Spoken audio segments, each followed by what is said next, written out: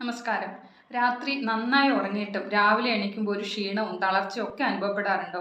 എന്തെങ്കിലും ജോലിയൊക്കെ ചെയ്തുകൊണ്ടിരിക്കുമ്പോൾ എവിടെയെങ്കിലും ഒന്ന് കിടന്നാൽ മതി എന്നൊക്കെ തോന്നാറുണ്ടോ? മൊത്തത്തിലൊരു തളർച്ച, ക്ഷീണം, തലകറക്കം ഒക്കെ നിങ്ങൾക്ക് അനുഭവപ്പെടുന്നുണ്ടെങ്കിൽ രക്തത്തിലെ HB അല്ലെങ്കിൽ ഹീമോഗ്ലോബിൻ ഒന്ന് അത്യാവശ്യമായിട്ട് ചെക്ക് ചെയ്ത് നോക്കണം.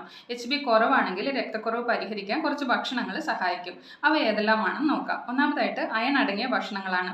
അതിൽ നട്ട്സ് വരും, ഇലക്കറികൾ, dry fruits, figs, avocado, dates, watermelon, അങ്ങനെയുള്ള മാതളം അതുപോലുള്ള ഭക്ഷണങ്ങളെല്ലാം വരും. രണ്ടാമതായിട്ട് ഫോളേറ്റ് അടങ്ങിയ ഭക്ഷണങ്ങൾ, അതിൽ പച്ചക്കറികൾ, ചീരയൊക്കെ വരും. മൂന്നാമതായിട്ട് വൈറ്റമിൻ B12 അടങ്ങിയ ഭക്ഷണങ്ങൾ, പാലുൽപ്പന്നങ്ങൾ, ചുമന്ന മാംസം, മത്സ്യം, ഷെൽഫിഷിലൊക്കെ വരും. നാലാമത്തേന്ന് പറഞ്ഞാൽ കോപ്പർ അടങ്ങിയ ഭക്ഷണങ്ങൾ, അത് ഷെൽഫിഷിൽ, ചെറിയിൽ, മത്സ്യത്തിലൊക്കെ വരും. അഞ്ചാമത്തേന്ന് പറഞ്ഞാൽ വൈറ്റമിൻ C അടങ്ങിയ ഭക്ഷണങ്ങൾ, അതായത് സിട്രസ് പഴങ്ങൾ, ഓറഞ്ചൊക്കെ പോലെ, പിന്നെ തക്കാളി, പൈനാപ്പിൾ, പപ്പായ, സ്ട്രോബെറി, തണ്ണിമത്തൻ, മാങ്ങ, ഇവയൊക്കെ നേരിട്ടും അല്ലാതെയും ചുമന്ന രക്താണുക്കളുടെ അളവ് കൂട്ടാൻ സഹായിക്കുന്ന ഭക്ഷണങ്ങളാണ്.